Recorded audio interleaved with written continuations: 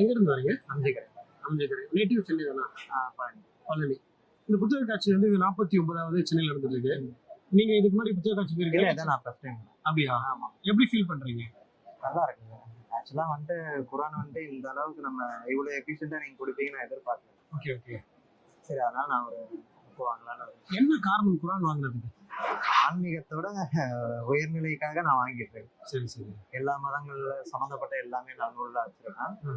அதனால குரான் எனக்கு முக்கியமா தேவைப்படுது. அதனால நான் வாங்கிட்டேன். உங்களுடைய வாசிப்பு பழக்கம் எப்பல இருந்து பிரதர் ஆரம்பிச்சு?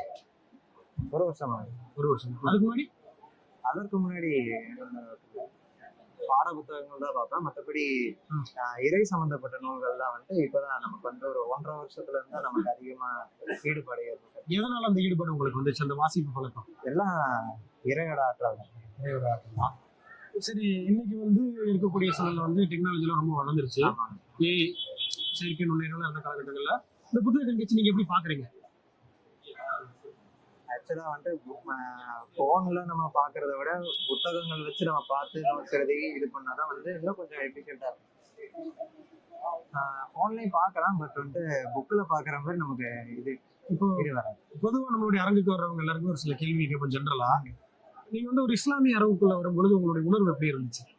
எனக்கு இறை மட்டும்தான் தெரியுது. நம்ம எப்படி சொல்றோம்னா, நான் வெளியில வரும்போது கூட செருப்பு கழட்டி வச்சுதான் நான் வந்தேன். நீங்க தான் ஐயா தான் செருப்பு போட்டுட்டே வாங்க.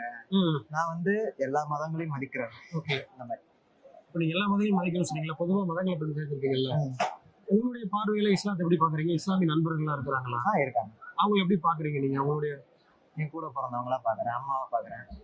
இன்னைக்கு ஊடகங்கள்ல காட்டக்கூடிய மாதிரி அவங்க இருக்கிறாங்களா? இல்ல, சத்தியமா கிடையாது. சத்தியமா கிடையாது. உண்மையான நபி வழியில வந்தாங்க யாரும் தவறுதலா போக மாட்டாங்க. உங்களுடைய பார்வையில நபிகள் நாயகம் அப்படின்னா என்ன சொல்லுவீங்க? என்னோட குருநாதர். இல்லையா?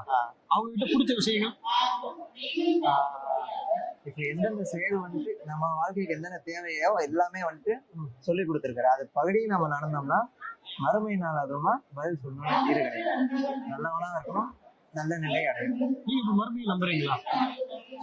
மறுமையை சொல்லலாம். இந்த ஒரு கேள்வி கேட்கிறேன். நம்புறேன், எல்லாரையும் நம்புறேன்.